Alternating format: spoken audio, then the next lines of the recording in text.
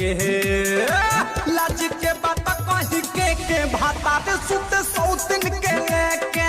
500,000 रोज दे के भाता पे सुत 100 दिन के ले। हमारे बिहार में ये 3 गाने अभी ट्रेंडिंग पे है। पहला ये है पतिया नतिया पटना बा देवाना धोरी चटना बा, और दूसरा ये मखुनु होई से पति देव खाती बा, पति देव खाती बा, और तीसरा ये मरले मोई सन सैया रे पटना से चलता दवा